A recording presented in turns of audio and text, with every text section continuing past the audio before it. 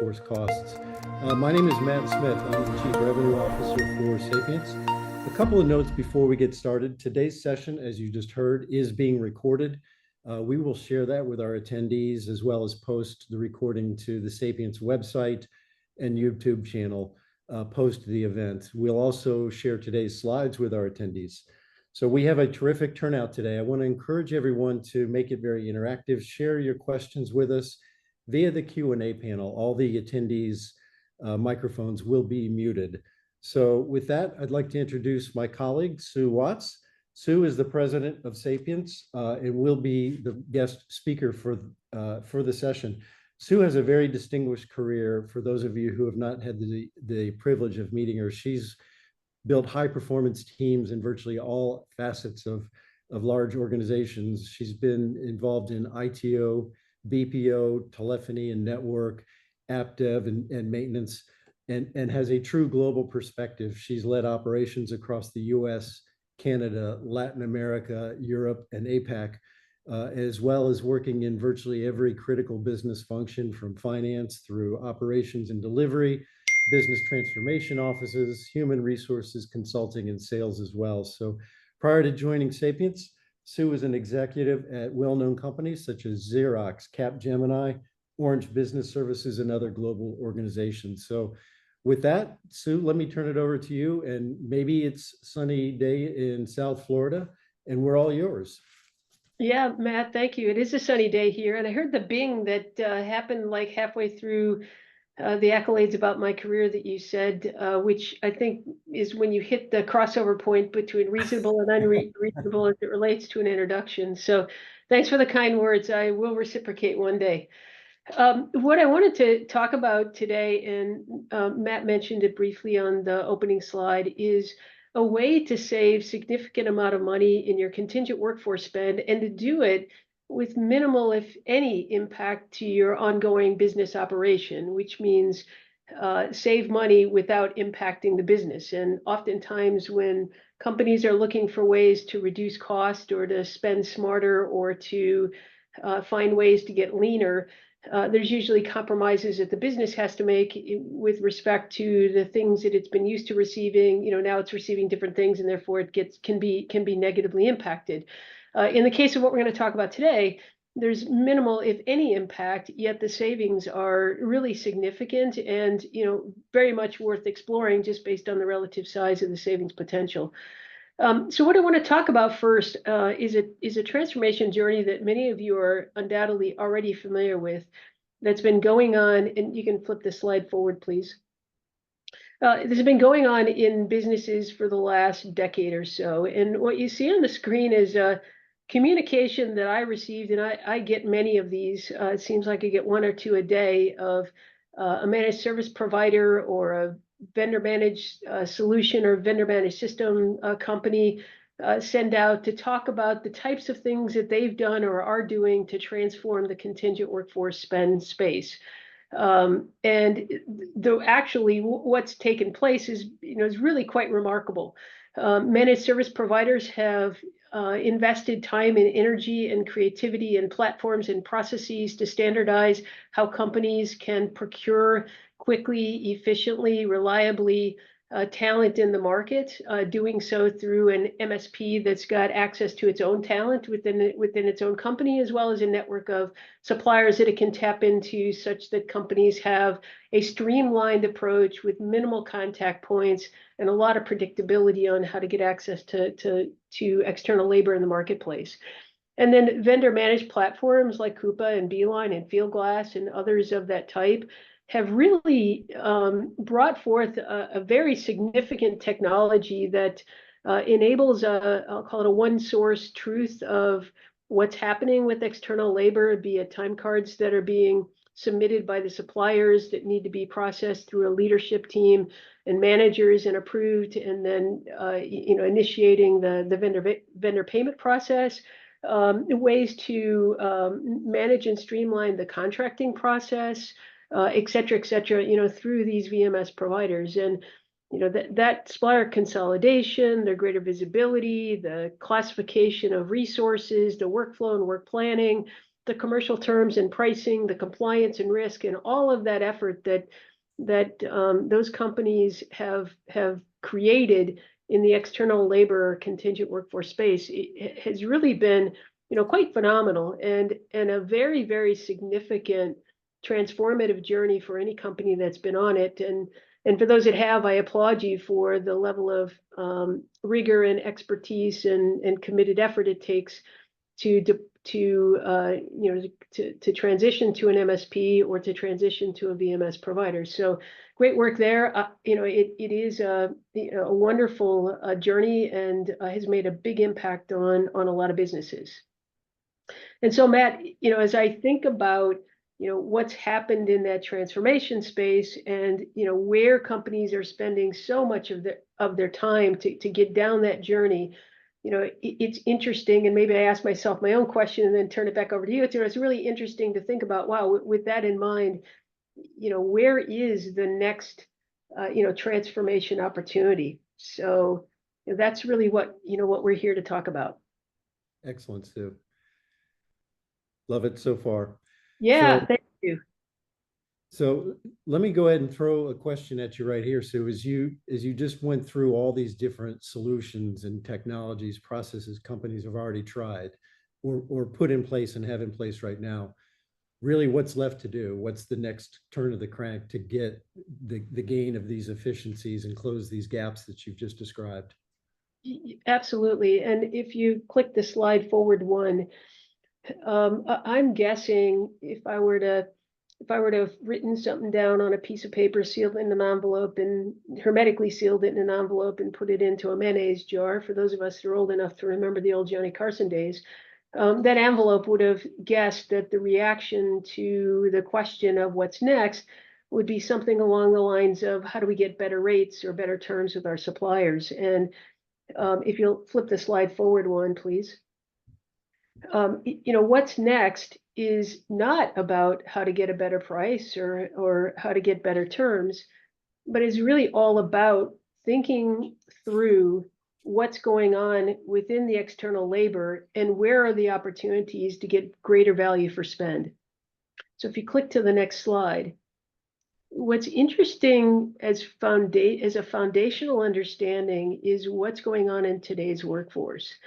And there's an independent study that was put together asking professionals about their workday.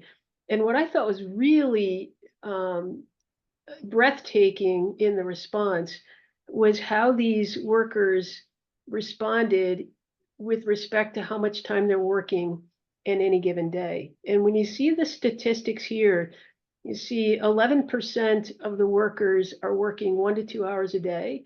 31% 3 to 4 hours a day, which means about 42% of the workforce is working less than 4 hours a day. And only 15% of the workforce is working more than 7 to 8 hours a day.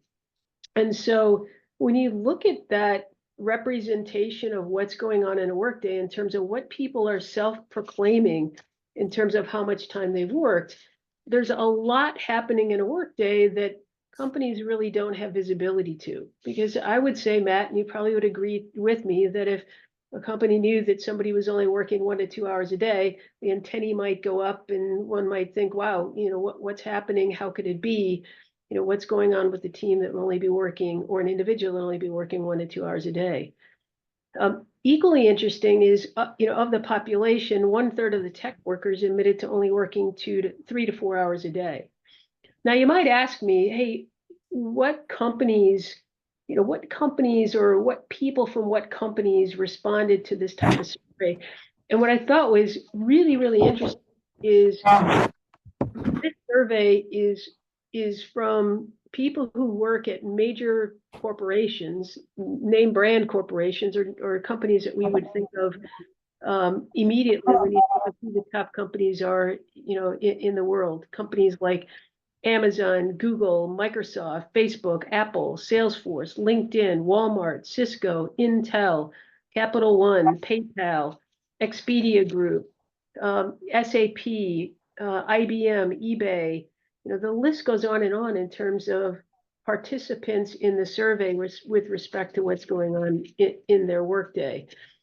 So, when I saw those results and I reflect on, all of the money that companies spend in regard to workday and work time, um, it's interesting to see what's really happening in the workplace. It's got to send chills up the spine of anyone who owns the projects, the outcomes that these workforces are put in place to deliver. I mean, it's probably in the back of their mind, how do I really know? Am I getting the hours I'm paying for?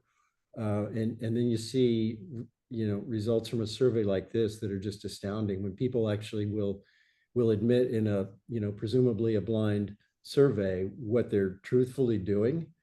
You got to wonder, is this making its way through to what their billings reflect? I'm going to guess not. Yeah. Yeah. And what's interesting, if you click forward, one more slide.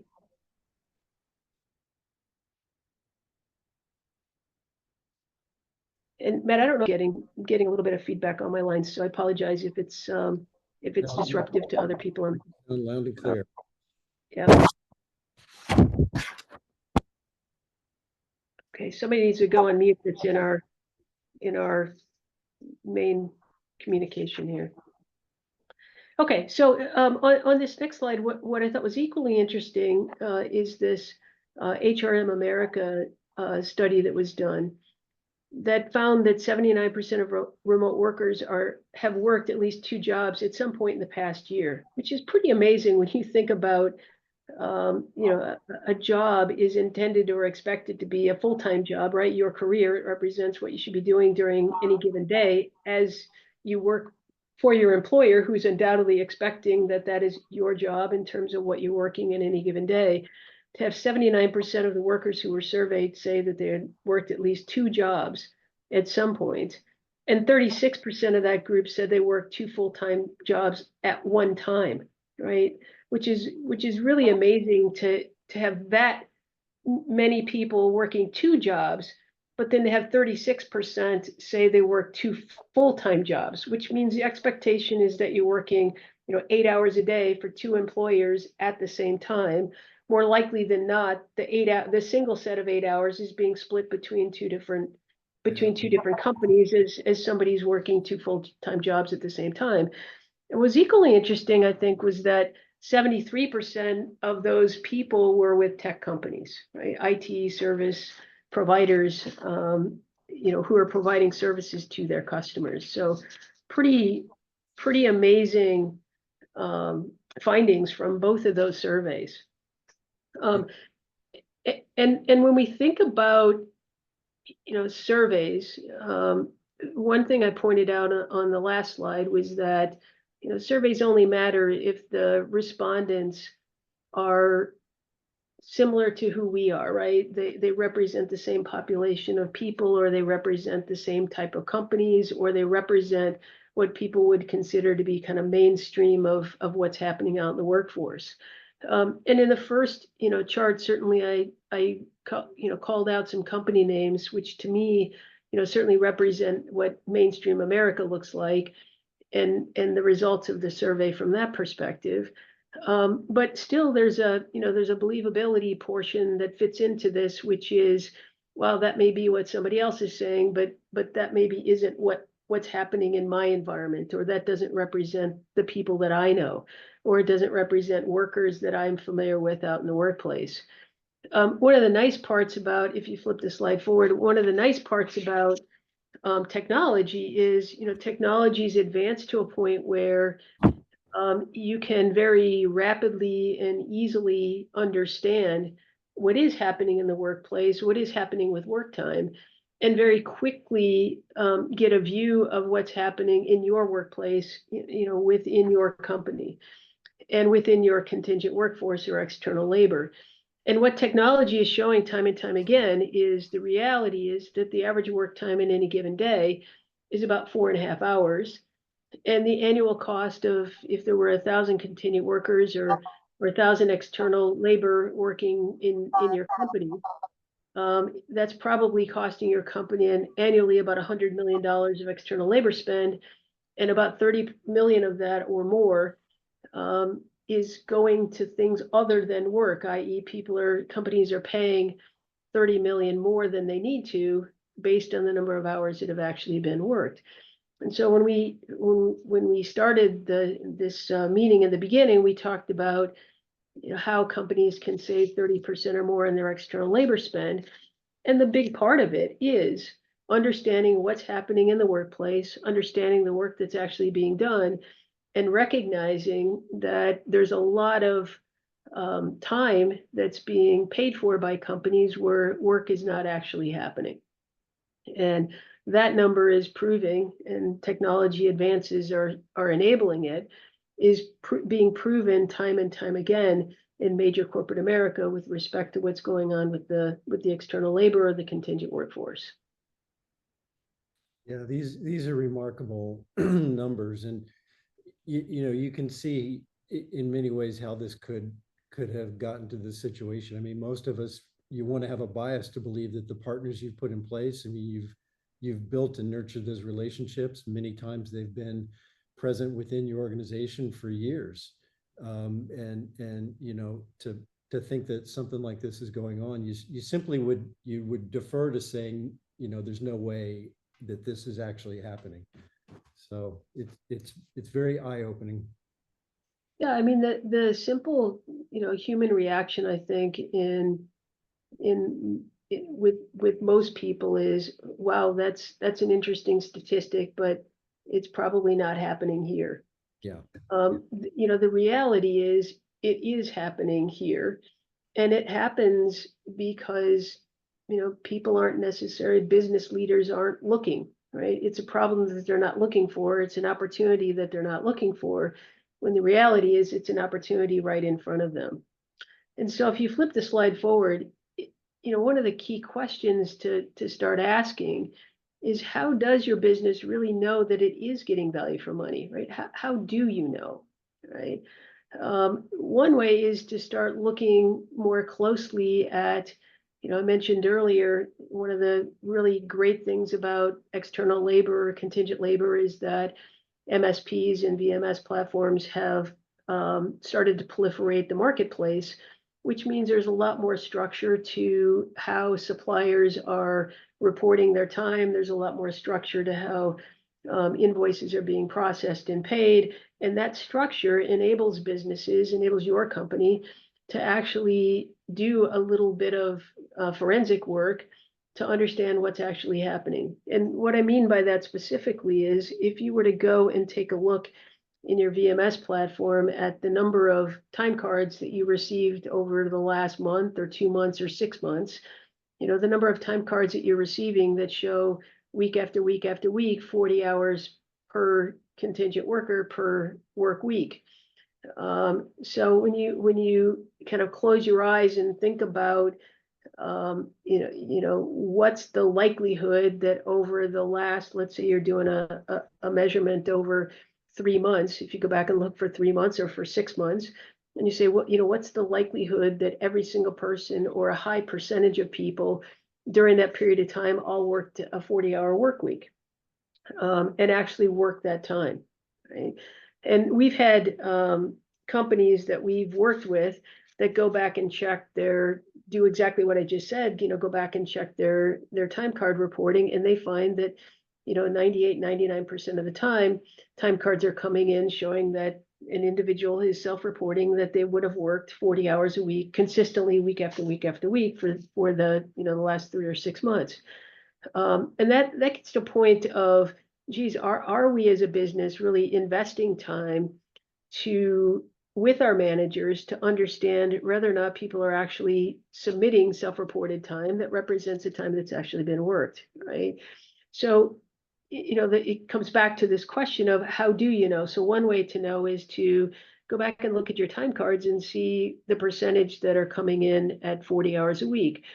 You might also look and see what percentage of your time cards have you had a manager push back and get corrected. So first week it came in at 40 hours, and time card was subsequently corrected and came in at a different hourly number of hours. So how often are your managers thinking about and challenging your suppliers with respect to did the individual really work 40 hours last week or not? And should the time card be updated to reflect something different that's more akin to or more close to the actual time that was worked? So if you're not, if your business isn't looking, if you're not paying attention, if you're not challenging your managers on how much time people are actually working in the time cards that they submitted, there's a good chance that you're not getting value for money. So I'll ask a question of you right there. I mean, really more of a statement, and maybe you can just react. So even if they were assuming, if a company's leadership is assuming that their managers are inspecting these time cards, and might have a hunch that they're not accurate, it sounds like without the data driving the insights to actually give them the credibility to go argue in some cases those gaps or discrepancies. I mean, what point are they actually arguing against? And it sounds like the provider in that case is the one with the data. Yeah, I mean, what's you make a really good point, Matt, which is, in today's world, the manager who's managing the external labor is expected to be the person that makes the determination as to whether or not the time card that was submitted, is it accurate, yes or no? And oftentimes those managers are at a huge disadvantage because their external labor team is working at home or working in a remote office, and therefore they don't see the individual every day for a full 8 hours in a normal work environment setting. And so if you're a manager and you're managing your external labor team, you probably have maybe a daily stand-up meeting every morning where you check the pulse of the team, or you've got project report outs, or you've got times where you've celebrating maybe somebody's birthday virtually with a birthday celebration, Zoom call or Microsoft Teams call, or you might have a report that's due at the end of the week, or there might be various escalations that are occurring for various reasons during a week, which enable a manager to have various touch points with the individual on their team, as well as just doing normal progress check-ins and those types of things. But when you look across a manager managing multiple people, both their his or her own employees as well as the external labor team, it's really difficult to keep your hands on the pulse of everything that's happening to get a really good sense about what's going on in a workday with respect to what people are doing, how their time is being allocated, the time that they're actually working, etc. So, void of having real data about what's going on and what activities have taken place in any given workday, it really stresses a manager to be put in a position to have to adjudicate each week, hey, should I approve this time card or should I not approve the time card? And so, to really know how well that's working is a really difficult task, right? Because there isn't an independent way in most companies to do the validation. They're relying upon the manager to be the person in that position to make the decision. And go ahead, Matt. You're gonna. It sounds like it could even be happening in plain sight, not necessarily just a remote or a work from home resource, but unless a manager is literally walking a floor and hovering over the shoulders of everyone on their team, both their own associates and contingent workers, how would they even know, right? If it's right in their work environment. Yeah, I think the other piece that's really worth mentioning here, Matt, is that people are individuals are inherently good, right? People want to try to make good decisions. People want to try to do right by things. Certainly a golden rule is do unto others as you'd like them to do unto you, is certainly something that many people, the majority of people, actually live by day. What data shows is that oftentimes individuals want to work, individuals want to be busy, but because of the lack of information, it's really difficult for managers to know who has available time and how to best allocate out the responsibilities of things that need to be completed across a broad array of team members. Yeah, that's a great And point. so, many times what we're finding is the reason why a full week hasn't been worked is because a full week's worth of work hasn't been distributed out to the team, right? And it's hard to it's hard to sometimes realize where that pocket of capacity exists because managers have a lot of things they've got to be doing every day.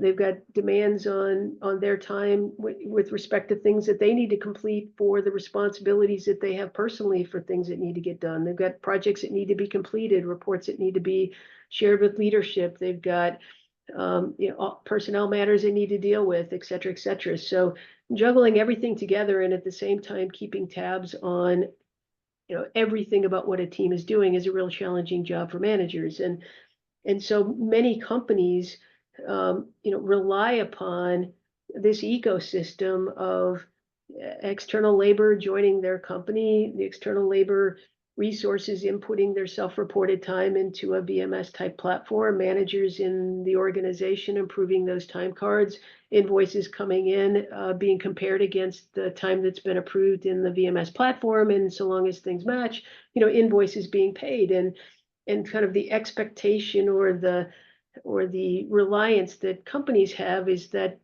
set of processes and those activities are fully providing the value that companies deserve and should receive for the resources that they're paying for. And data certainly, and as I mentioned earlier, one of the best ways to know what's happening is to have data to be able to understand very clearly what's going on in the organization, and then using that data to drive better outcomes, different outcomes within the business that give better value for money. I do want to, Matt, touch on the topic that's on the next slide, which many times when we're out talking to companies about the aspect of are you getting high value or best value for money, we generally talk about and have talked about on this webinar about time, right? Was the time actually worked? Did the individual complete a time card that properly reflects the work time that they had for the prior week? Did the manager properly approve that time card based on his or her understanding about what was happening, in the prior week? So fundamental, what we've been talking about is this aspect of time. And one of the pieces of feedback that I often get is, hey, Sue, why are you so focused on time? What should really be important to our company are outcomes, right? Outcomes are what matter, right? I asked, I as a leader request that my team complete the following activities by the end of the week. The end of the week comes and, the activities are completed, and the outcomes that were expected during that time have been accomplished, and therefore I as a manager am happy, my company should be happy, everybody should be happy because we're getting the outcomes that we expect or the outcomes that we requested. But what the feedback I give to that is, number one, I do agree that outcomes are important, but outcomes against time are important. So an example would be, Matt, if I ask you at the beginning of the week to complete 10 reports for me by the end of the week, and we got to the end of the week and you gave me the 10 reports, I would be happy. I asked you to complete 10 things and you completed them. And so what I requested you did, you're happy, I'm happy, great, the week passes. The next week I ask for the same thing, complete 10 reports, and you complete and send them to me. And so we're happy again at the end of the second week. If we did that for 4 or 5 weeks, and I then learned that you were able to complete those reports in an hour in one day, would I still be happy at the end of the week when you submitted the 10 reports? And I would say I probably wouldn't be, right? I'd be satisfied that I asked you to complete 10 things, but I would be dissatisfied or not fully satisfied in that you're able to accomplish it in much less time than what I had originally thought. And if I had that information of time, it would enable me to change my request of you. So the next week, once I see that you're able to complete things in much shorter time than what I envisioned, I would then say, hey, Matt, there's more, you've got more capacity to get things done. I'm going to ask now that you do 20 reports or 30 reports or whatever the case may be. So time factors into outcomes for sure. The second thing I would say is that, the way you're an external supplier creates its pricing mechanism or creates their pricing mechanism, time is a part of the creation of that pricing mechanism.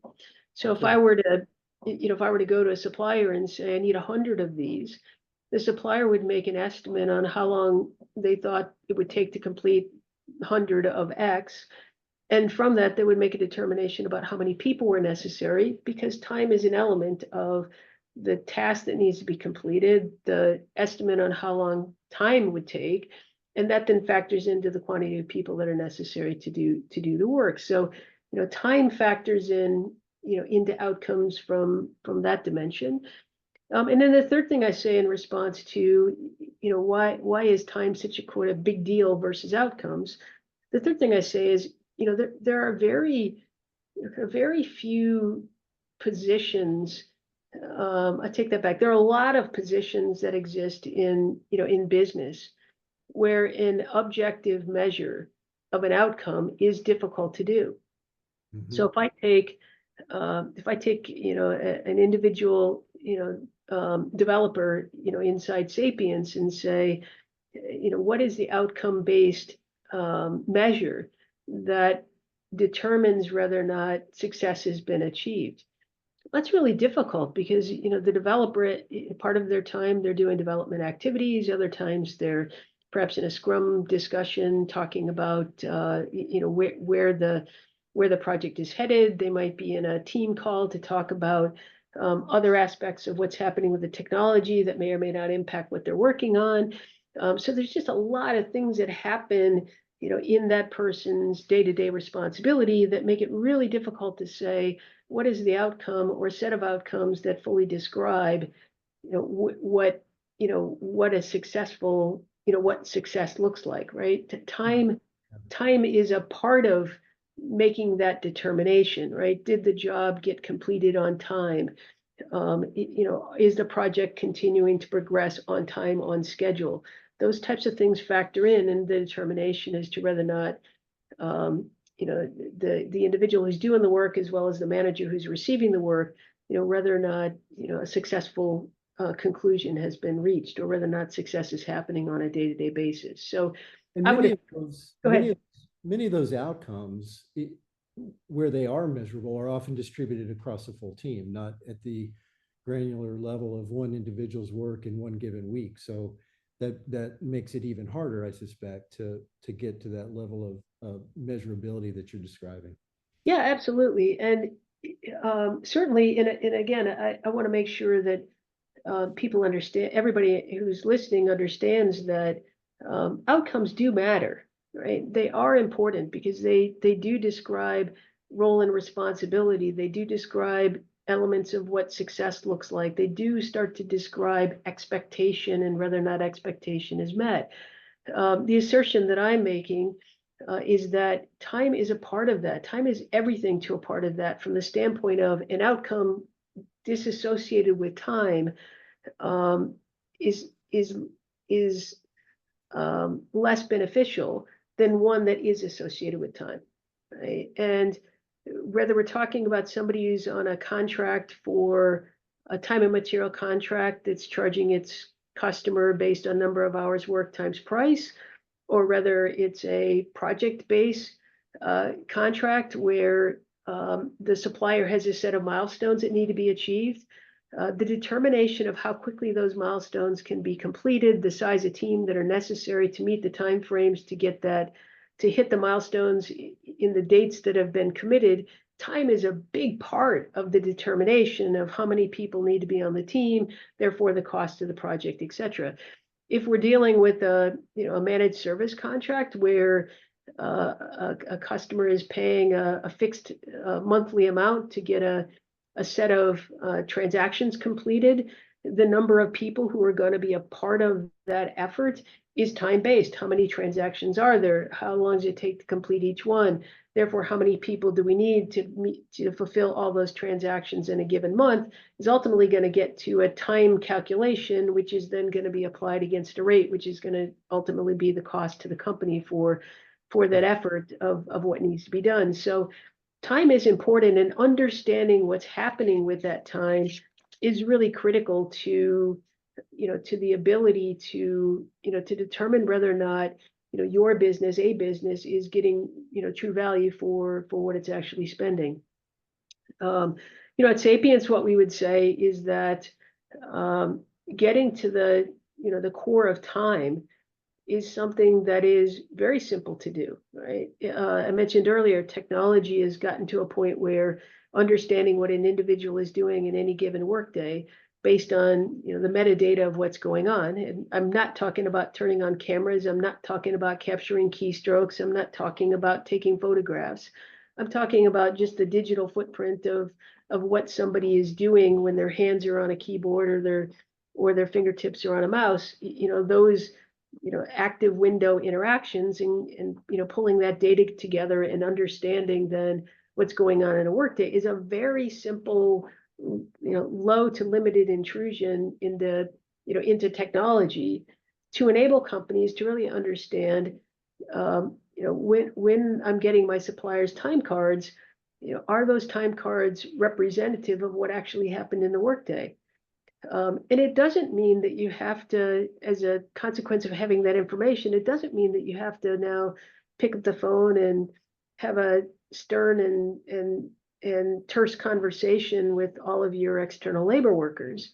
What it means is you now know what's going on and you have the ability to, of choice, right? Which is choosing whether or not it makes sense for your business to take advantage of some of the capacity that's currently left untapped into, right? So if I mentioned it, if Matt's able to complete those 10 reports in 1 day a week, I've got 4 days of capacity of Matt that I could tap into, right? So I now have the choice because I know, right? The outcome of I got the 10 reports, I know that, but the outcome of what else could be done with the rest of the time by collecting the data and understanding what's happening, I now have the choice of whether or not I want to deploy or take advantage of the rest of that capacity. So, with data comes information, with information comes insights, with insights come choice. And with choice is the potential to get, more value for money. So if you were to, skip forward to the next slide, which is the last one in this group, what I would say is, and what Sapience says is, your surest path to knowing, your direct path to savings is your data and your conclusions. So, if you know, you have choice. If you have choice, you have the potential for savings, and you can choose in that equation what you want to do with the data and how you want to use that data to create different conclusions. And what we would say at Sapience is that, based on all of the, companies that we're currently supporting, we're finding that, more than 30% of the capacity that's being paid for is still yet to be deployed, right? And that deployment potential can create transformative outcomes for businesses, be it transformative cost outcomes to immediate bottom line P&L benefit, or it can create, choice options around better deployment of capacity and therefore realizing that open requisitions perhaps can be deferred, or open projects that are currently sitting on the shelf waiting for resources to free up can now be deployed more quickly in the organization, and the results and benefit of those projects be realized quicker and therefore create some real significant benefit to the company. So that 30%, Sue, that you mentioned, and we've talked about it a couple of times, that is not a hypothetical, it sounds.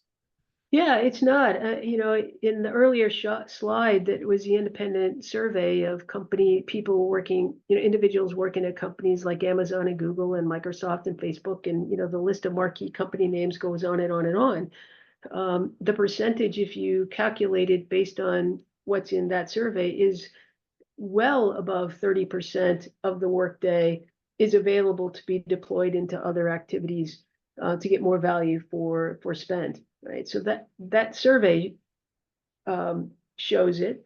The other survey shows that people definitely have time available because they're using that time to do other things with other companies. And then it is also mentioned, real collected data from real companies that Sapience have worked with is showing that well north of 30% of capacity can be tapped into and more value achieved from it. So you've mentioned time is everything.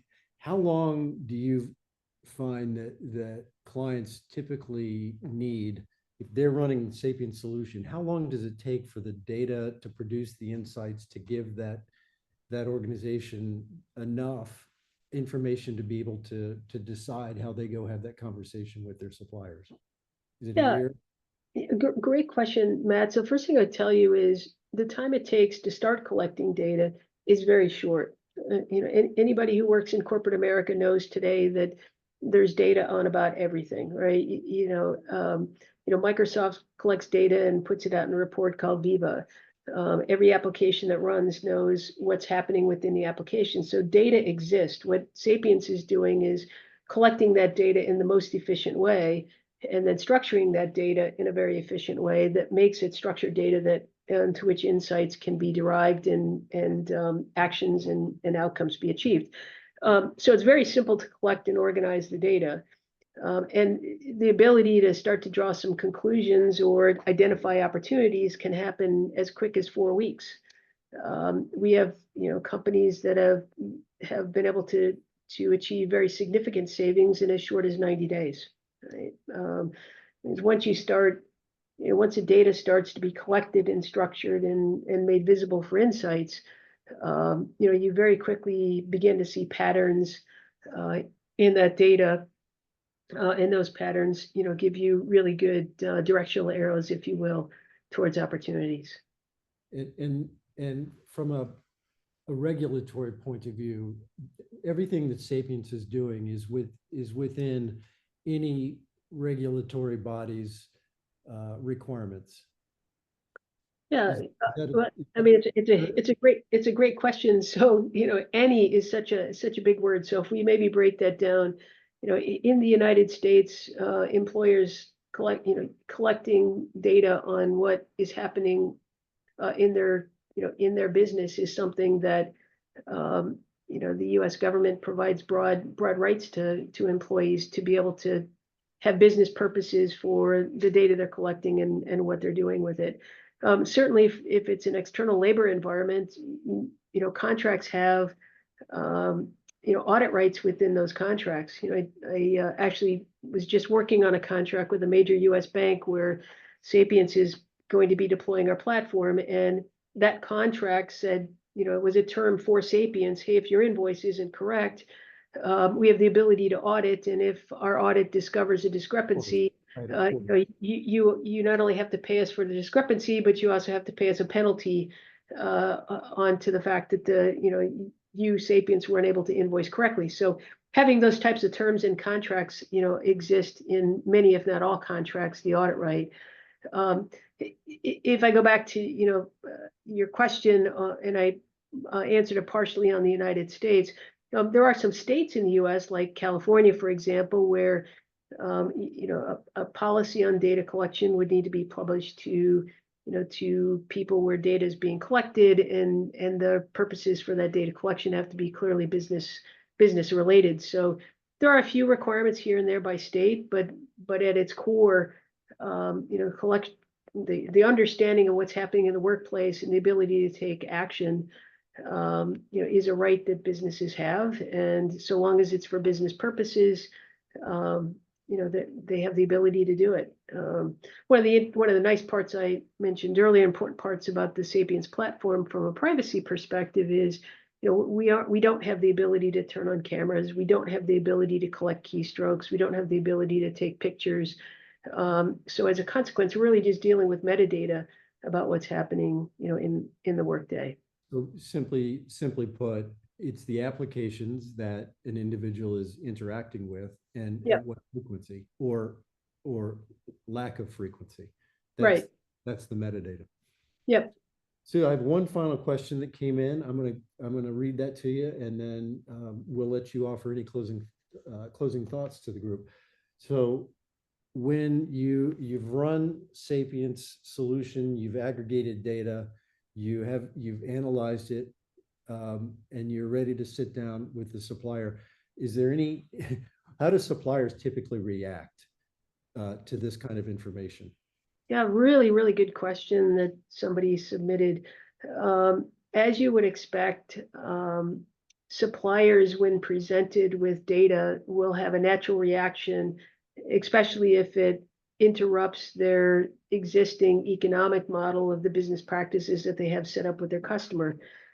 So there will be a reaction. Either supplier would prefer that you don't have information and instead rely upon their self-reported time and the time card process as the way to approve and therefore enable them to invoice. So now you've got data that is giving you an insight into what's truly happening and the ability to identify the gaps between what's truly happening and what your supplier is self-reporting to you. So that will create a level of uncomfort. But what our customers are really recognizing and gaining the benefit from is data is a great equalizer, right? And when you've got automated collected data that's unbiased and just represents the interactions of people with technology, it is far superior to somebody's remembrance of what happened, or a company's desire to continue to bill at 40 hours a week, irrespective of what's happened, and or to fall back on, hey, our team would work, we just don't have work to do, right? And therefore it's not our fault, it's you, customer, your fault. So there'll be some conversations of how the supplier will try to get around being held accountable to data. But what's really important here is every relationship between a supplier and the customer is different, right? There are more strategic suppliers than others. There are extenuating circumstances. There are sometimes you'll have a supplier that's gone above and beyond supporting your business and has been a true partner. And therefore, data can be a much more collaborative conversation for possibilities than it might be with a supplier that's more of a commodity supplier, easy to replace. And then the data may result in a much more matter of fact, we need a tight alignment between expectations for work and what's actually happening, and therefore we need you, supplier, to start complying and giving us an accurate invoice. So Certainly makes sense. yeah, I mean the conversations can run a full spectrum, but accurate, unbiased data, as I mentioned, is a great equalizer and creates an opportunity for a different kind of conversation. Excellent. Any closing thoughts for the group? The first thing, just to maybe sum up, in the external labor space, there's been a tremendous amount of real value that's been created through managed service providers and VMS platforms with respect to simplifying, streamlining, making things more predictable, simplifying, etc. The piece that gets missed in all of that, the easiest way I think about it from a mental visual is the MSP provider and the VMS providers are kind of the candy coating on the outside of an M&M. They keep it from melting in your hand. They provide a value with respect to the ecosystem of external labor. The piece that Sapience is really helping our customers think about differently and start to react differently to is the inside of the M&M. The soft chocolate melt in your mouth part of the experience, where it's so much bigger than the candy coating on the outside.